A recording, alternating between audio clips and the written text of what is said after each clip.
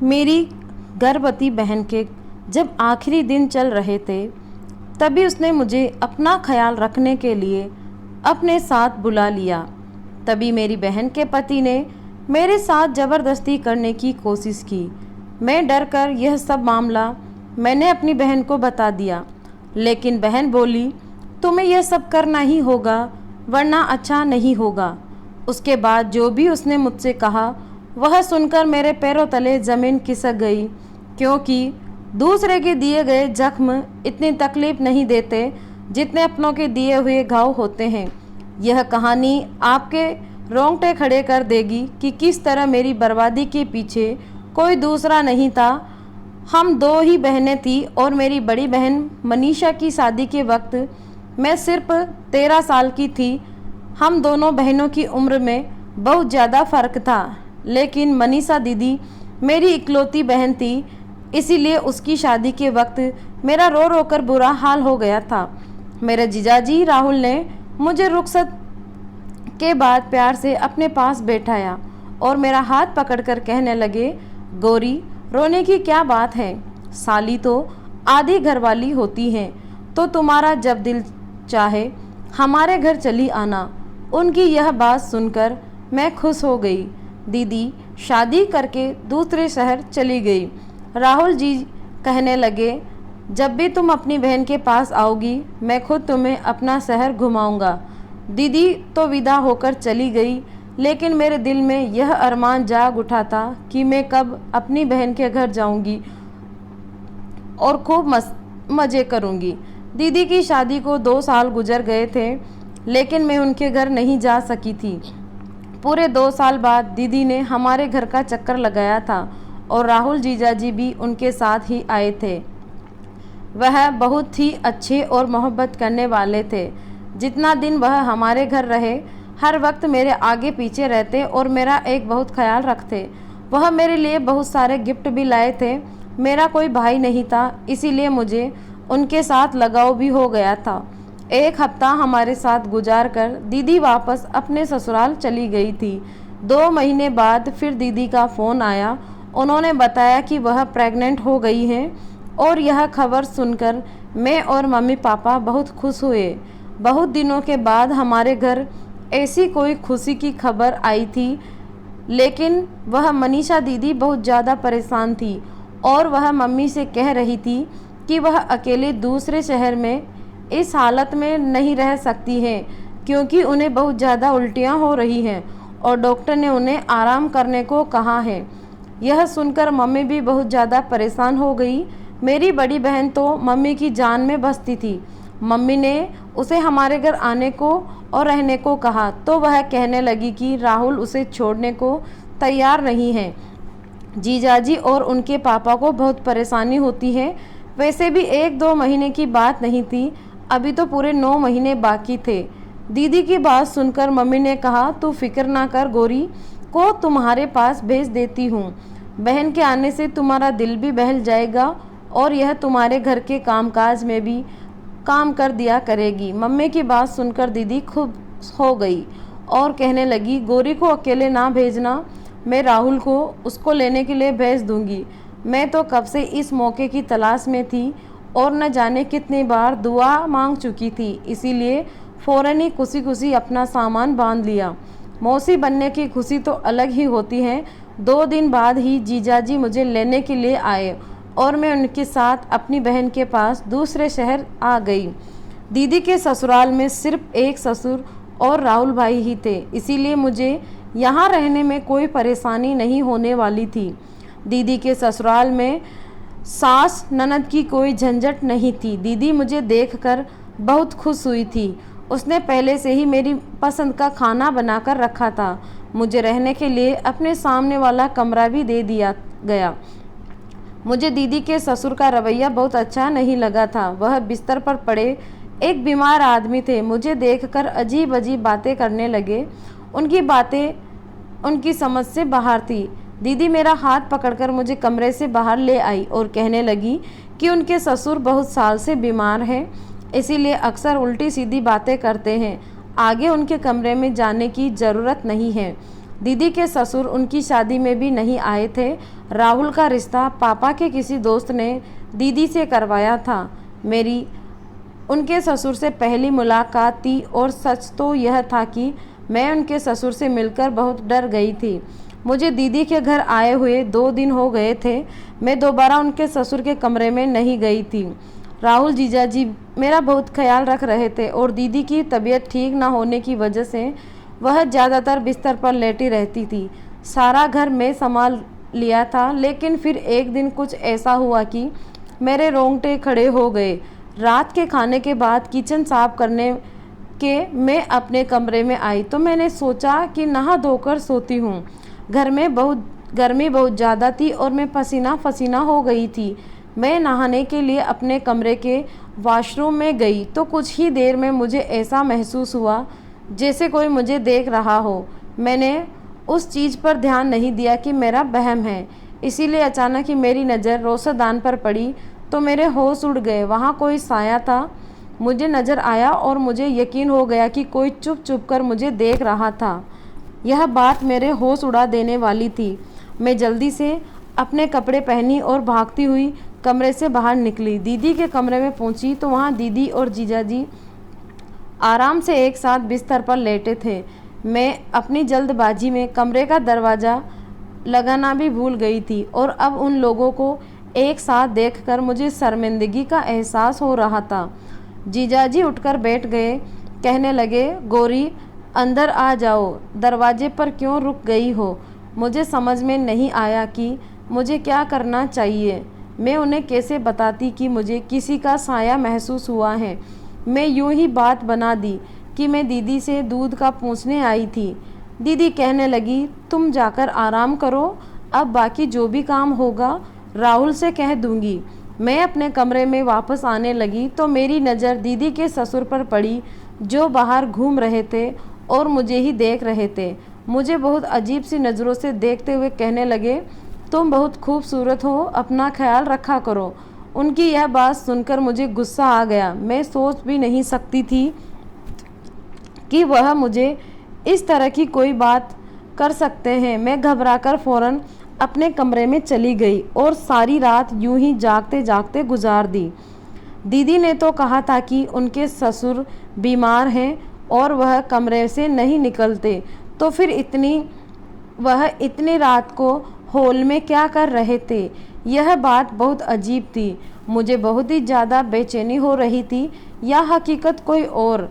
हकीकत में कोई मुझे देख रहा था, कहीं वह दीदी के ससुर तो नहीं थे? इस सवाल ने मुझे परेशान कर दिया था। मेरी सारी रात आंखों ही आंखों में गुजर गई थी। अगले दिन सुबह राहुल जीजाजी ऑफिस जाते हुए कहने लगे, गौरी मैं शाम को जल्दी आ जाऊंगा और तुम्हें शॉपिंग के लिए बाजार ले जाऊंगा, तुम शाम को तैयार रहना। यह कहते हुए अचानक ही करीब आकर उन्होंने मेरे गाल पर हाथ फेरा और ऑफिस के लिए निकल गए। उनके इस अंदाज पर मैं चौंक गई। दीदी भी पीछे ही खड़ी थी।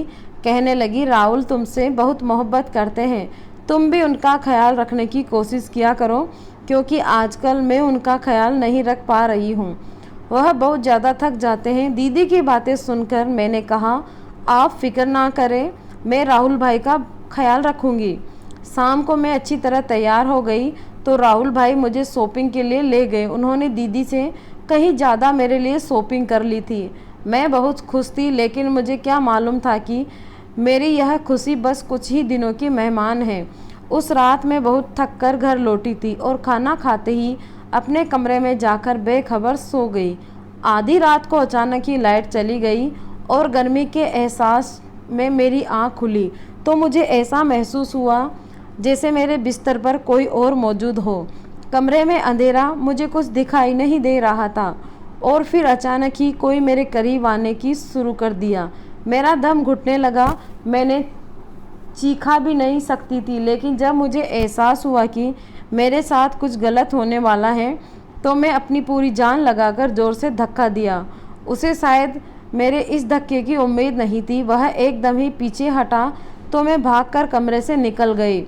मुझे अब तक कुछ दिखाई नहीं दे रहा था। अंधेरे बहुत ज़्यादा था, लेकिन मैं दीवार के सहारे दीदी के कमरे में पहुंच गई। वहां जाकर मैंने दीदी को आवाज़ दी तो वह कहने लगी, गौरी तुम परेशान ना हो, राहुल अभी लाइट देखने के लिए गए हैं। अक्सर हमारे घर का लाइट कट जाता है, राहुल जल्दी ही ठीक कर देंगे। दीदी ने अपने मोबाइल फ़ोन का टॉर्च जलाया। मेरे पास तो मोबाइल भी नहीं था। मैं दीदी के पास ही बैठकर रोने लगी। थोड़ी देर बाद लाइट आ गई। वह कहने लगी, तुम भी बहुत पागल हो, जरा सी अंधेरे में घबरा गई हो, मेरा ख्याल कैसे रखोगी। दीदी की बात सुनकर मैंने कहा, ऐसी कोई बात नहीं है, मेरे कमरे में कोई मौजूद था इसीलिए मैं डर गई थी। मेरी बात सुनकर वह ज़ोर से हंसी। राहुल मेरे साथ मेरे कमरे में थे और मेरे ससुर तो कमरे से निकलते ही नहीं हैं। अंधेरे की वजह से तुम डर गई हो और कोई बात नहीं है। मुझे समझ नहीं आया कि मैं दीदी को किस तरह से यकीन दिलाऊं कि मेरे कमरे में कोई मौजूद था, लेकिन वह कौन हो सकता था, यह बात मुझे समझ नहीं आई थी। अगर राहुल भाई थे लेकिन वह दीदी के साथ हैं, लेकिन फिर मेरे साथ कमरे में कौन था। लेकिन वह अब कमरे में किसी की मौजूदगी का एहसास, मैं पूरी तरह से डर गई थी। मेरे दिमाग में रह रहकर दीदी के ससुर का ख्याल आ रहा था। लाइट ठीक करके राहुल भाई कमरे में आए तो मुझे देखकर कहने लगे, देख गौरी, मैंने तुम्हें पहले ही कहा था कि अंधेरे से घबरा जाओगी, तुम इसके पास चली जाओ। दीदी जीजाजी से कहने लगी, बहुत अंधेरा था, मैं अगर गिर पड़ जाती तो मुझे क्या मालूम था कि यह इतनी डर जाएगी।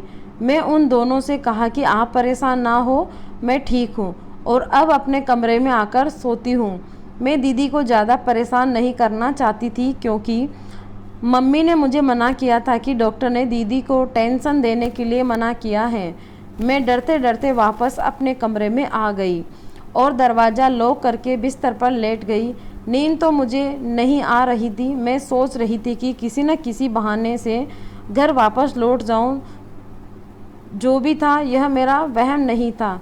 इस बात का मुझे अच्छी तरह यकीन हो गया था कि कोई मेरी तन्हाई का भरपूर फ़ायदा उठाने की कोशिश कर रहा था। अगले दिन राहुल भाई किसी काम से थोड़ी देर के लिए दोपहर वक्त से घर लौट कर आए। उस वक्त दीदी दवाई खाकर अपने कमरे में गहरी नींद में सो रही थी और मैं किचन में खाने की तैयारी कर रही थी। राहुल भाई किचन में ही चले आए और मुझे पीछे से पकड़कर अपनी बाहों में जकड़ लिया। मुझे उनसे यह व्यवहार की बिल्कुल भी उम्मीद नहीं थी। मैं बड़बड़ाकर खुद को उनसे छिड़वाने की कोशिश करने लगी। मेरी आवाज़ मेरे गले में ही दम घुट गई थी और मैं कुछ कह भी नहीं सकती थी। अगर राहुल ने तो मुझे छोड़ने की जगह और कसकर पकड़ लिया और कहने लगे, तुम इतनी खूबसूरत हो, तुमसे नज़र हटाने को दिल नहीं करता। बहुत मुश्किल से मैं खुद को उनसे छुड़वाया और किचन से बाहर भाग गई तो राहुल कहने लगे कि तुम नहाते हुए भी बहुत खूबसूरत लग रही थी, मेरे मोबाइल में तुम्हारी वीडियो है। जीजाजी के यह शब्द मेरी सांस रुक गई। मैं सोच भी नहीं सकती थी कि वह इस तरह घटिया इंसान होंगे। मैंने रोते हुए जीजाजी की तरफ देखा तो वह कहने लगे, बस प्यार मोहब्बत की बात करना चाहता हूँ। जैसे ही जीजाजी ने मेरी तरफ कदम बढ़ाया, मैं भागते हुए अपने कमरे में चली गई और ख़ुद को लॉक कर लिया। मैं डर से कांप रही थी। मैंने जीजा का वह रूप आज देखा था, उसने पहले कभी नहीं देखा था। मैं तो उन्हें भाई की तरह समझती थी, लेकिन वह तो मेरी इज्जत के दुश्मन निकले थे। पता नहीं कैसे कब उनकी नज़र मुझ पर थी और मैंने गौर भी नहीं किया था। राहुल भाई बस कुछ वक्त के लिए ऑफिस से घर आए थे, इसीलिए वह वापस चले गए और मैं सोच लिया था कि अब मैं एक पल भी यहाँ नहीं रुकूंगी। शाम के वक्त जब दीदी अपने कमरे में बैठकर मेरे पास आई तो मैंने उस वक्त मेरी आंखों में रो रो कर आँखें सूज चुकी थी। वह परेशानी से पूछने लगी कि क्या हुआ, किस बात से तुम इतना रो रही हो। मैंने दीदी से सच छुपाया क्योंकि उनकी हालात ऐसी नहीं थी।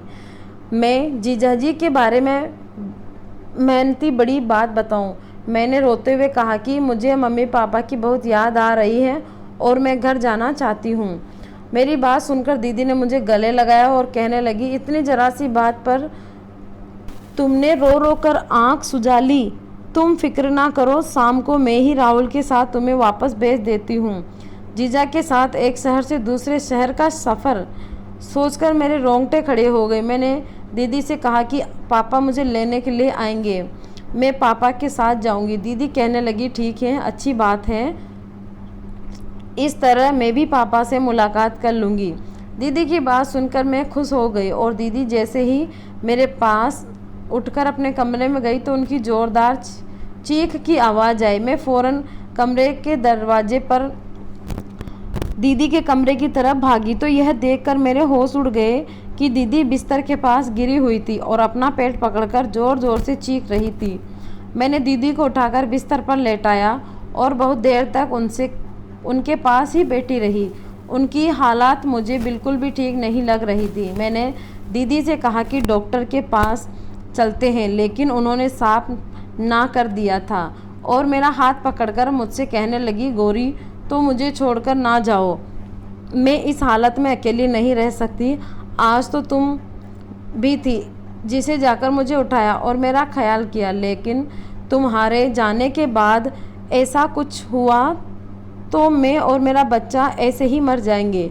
दीदी की बात सुनकर मैं बहुत ज़्यादा परेशान हो गई। बहुत मजबूरी में मैंने कुछ दिन रुकने का फ़ैसला किया और दीदी से कहा कि आज बिल्कुल फ़िक्र ना करो, आपके साथ ही मैं यहीं। बात सुनकर दीदी बहुत खुश हो गई थी और मुझे गले से लगा लिया। जीजाजी वापस ने उन्हें बताया कि गिरने की वजह से मेरी तबीयत बहुत ख़राब हो गई थी। यह सुनकर राहुल भाई भी परेशान हो गए और मुझे कहने लगे कि अपनी दीदी के लिए जूस बनाकर ले आओ। मैं किचन में जाकर जूस बना रही थी कि एक बार फिर राहुल भाई किचन में आ गए और मेरे साथ ज़बरदस्ती करने लगे। मैंने कहा कि आपको शर्म नहीं आती, आपकी पत्नी की हालत इतनी ख़राब है और आप अपनी साली के साथ ऐसी हरकतें कर रहे हैं। जीजाजी तो मेरी बात का कोई असर नहीं हुआ और वह मेरे साथ ज़ोर ज़बरदस्ती करने लगे। मैं ज़ोर ज़ोर से चीखने लगी।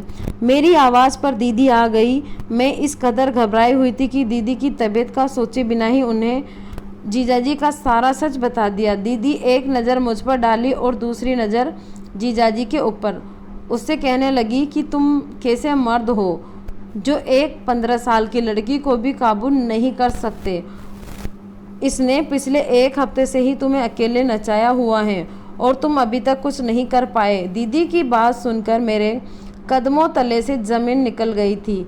मैंने हैरानी से दीदी से पूछा कि यह आप क्या कह रही हैं। दीदी के चेहरे पर एक अजीब सी मुस्कुराहट आई और वह मेरा हाथ पकड़कर मुझे अपने साथ अपने कमरे में ले गई। मैं हैरानी से दीदी को देख रही थी।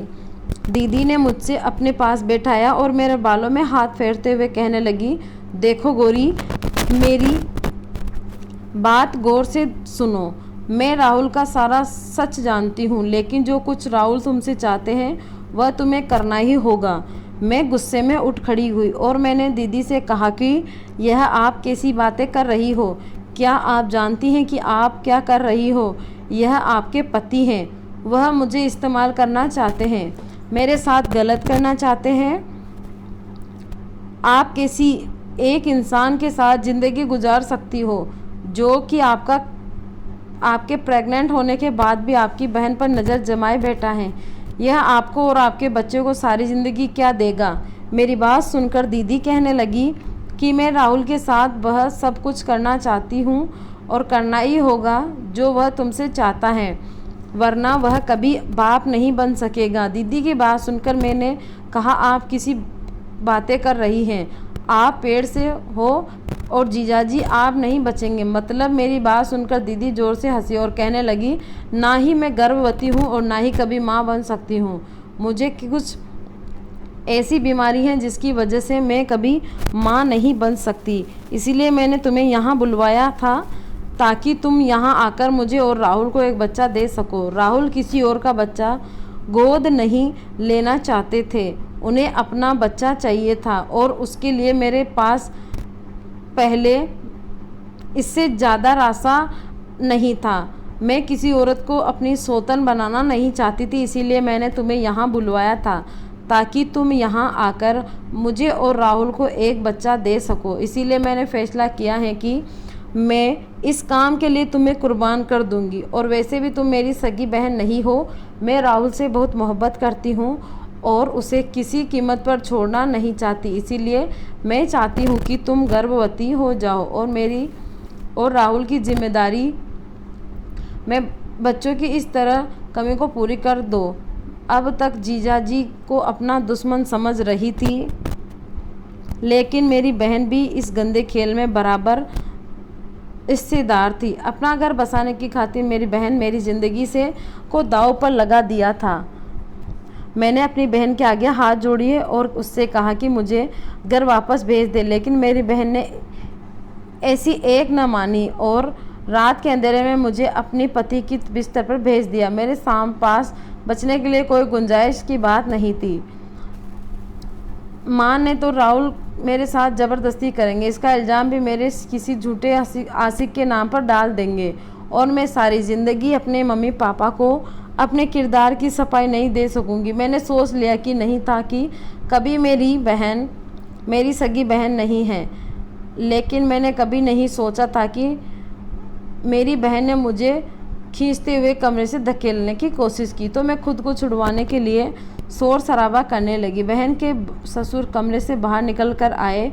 उन्होंने बीच में भी फ़ौरन आकर मुझे बचा लिया और मेरी बहन से छुड़वाया और मेरी बहन और अपने बेटे को धमकी दी कि अगर उन दोनों ने मेरे साथ कोई ज़बरदस्ती करने की कोशिश की तो उन दोनों को वह पुलिस को फ़ोन कर देंगे। जीजा गुस्से में अपने पास के पापा के साथ बदतमीजी करने लगे, लेकिन उनके पापा किसी भी हालत में मुझे अकेला छोड़कर पीछे ना हटे और मेरे खातिर अपने बेटे से झगड़ा कर मुझे अपने कमरे में ले गए। वहाँ कहने लगे, बेटा मुझे पहले दिन से ही समझ में आ गया था, इन दोनों की नीयत गलत है। अगर मैं चाहती मैं तुम्हारी बहन के खिलाफ कुछ कहता तो शायद तुम कभी यकीन ना करती। अब जबकि तुम सच जान चुकी हो तो तुरंत अपने घर वापस लौट जाओ।